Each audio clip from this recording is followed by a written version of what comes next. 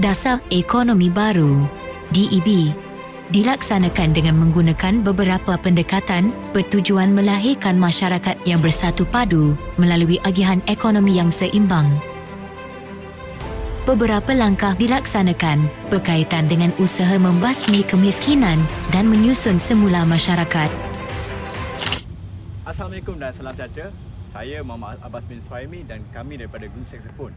Tujuan kami membuat video ini adalah untuk membentangkan tajuk pasal dasar ekonomi baru.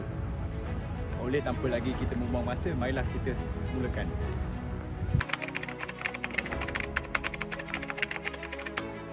Okey, apa itu dasar ekonomi baru ataupun juga dikenali sebagai DEB?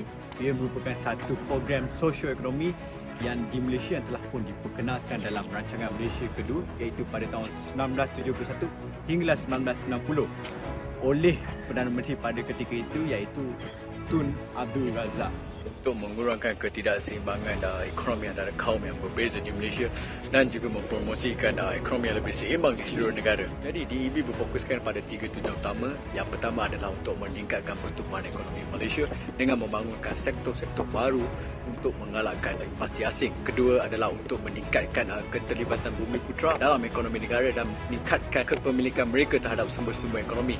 Manakala yang ketiga adalah untuk meningkatkan kesesamaan sosial dan mengurangkan jurang ekonomi antara kaum di Malaysia. Justru DEB juga memainkan peranan penting dalam membentuk nilai ekonomi Malaysia dan mendorong pertumbuhan ekonomi yang lebih seimbang. Namun dengan program ini, ia juga menjadi kontroversial dan dituduh memperkuatkan ketidakseimbangan politik negara di negara tersebut. Hai, nama saya Akmal Hakim. Saya akan membentangkan tentang apakah faktor ataupun punca utama wujudnya DEB, Dasar Ekonomi Baru.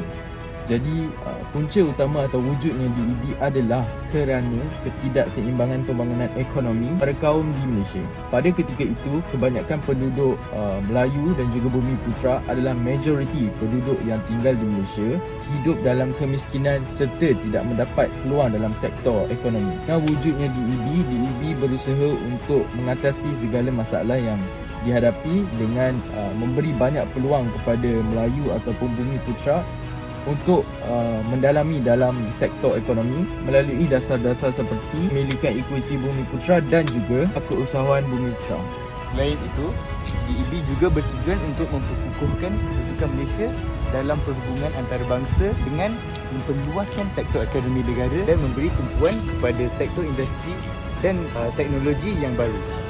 Jadi kesimpulannya adalah antara faktor utama wujudnya DEB ni adalah untuk mengurangkan jurang ekonomi antara kaum di Malaysia dan untuk bertujuan untuk memperkukuhkan kedudukan Malaysia dalam perhubungan antarabangsa. Itu sahaja daripada saya. Terima kasih.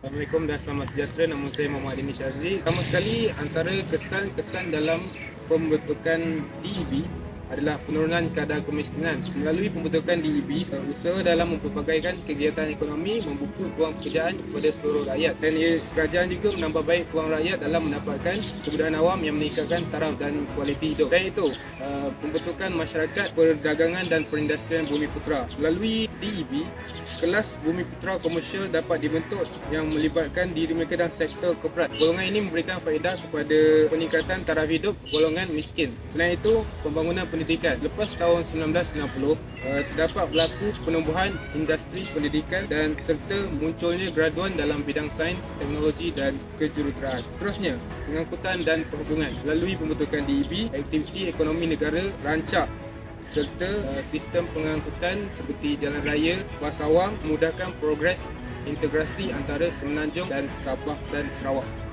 Itu saja daripada saya. Sekian, terima kasih.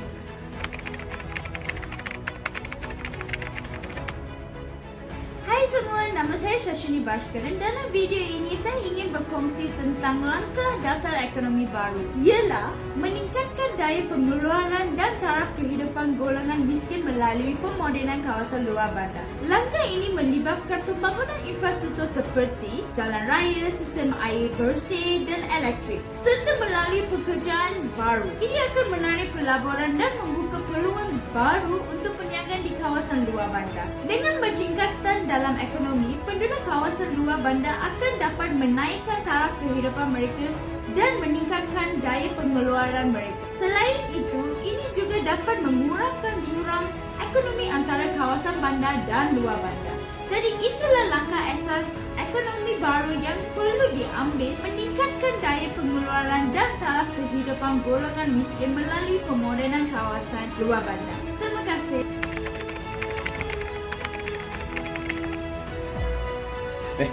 Salah. Bagi pendapat saya lah, ekonomi kat Malaysia ni dia lebih best sejak Felda ditubuhkan lah. So nak cerita Felda ni Federal Land Development Authority kot. Dia orang ditubuhkan untuk bantu menangani kadar kemiskinan di Malaysia lah, di kawasan kampung semua, untuk turunkan kadar kemiskinan di seluruh Malaysia. Memang best. Dia orang bina jalan raya kat kawasan kampung semua. Jalan ada tapi jalan raya tak ada, so dia orang bantu bina jalan raya, so uncle boleh pergi pasar beli sayur, beli ayam. Selain tu dia orang bina juga sekolah lah untuk bagi peluang pendidikan untuk budak-budak kat sana dapat pendidikan. Lepas tu pergi luar bandar, hantar luar bandar dapat pendidikan yang lebih tinggi lah, pergi college dapat degree, kerja dapat kerja kat luar bandar juga, gaji tinggi. Lepas tu boleh sewa bilik, boleh sehari beli ayam 10 ekor seminggu pun boleh.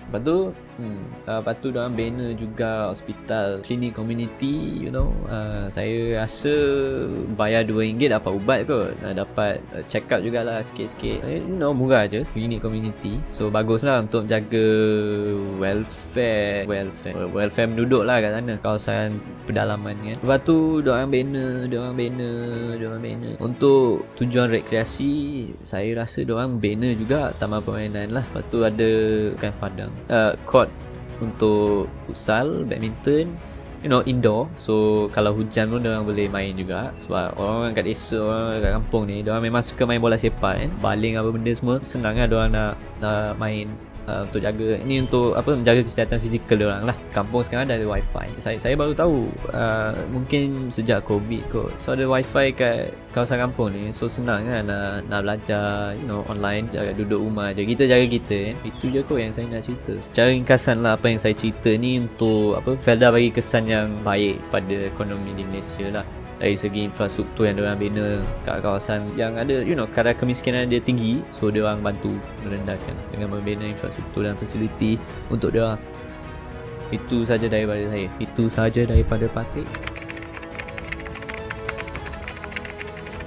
Salah satu langkah mengatasi isu dasar ekonomi baru di negara kita ialah dengan menghidupkan semula rancangan buku hijau. Rancangan buku hijau ini dilancarkan oleh Tun Abdul Razak pada 20 Disember 1974. Rancangan buku hijau ini bertujuan untuk menggalakkan rakyat lebih giat dan gigih berusaha bercucur tanam untuk keperluan harian. Dan rancangan buku hijau ini bermatlamatkan agar rakyat lebih berdikari di samping membantu membangunkan ekonomi di negara kita, terutamanya dalam sektor pertanian. Oleh itu, rancangan buku hijau ini haruslah dihidupkan semula agar ia akan menambahkan faedah untuk negara kita dalam sektor pertanian.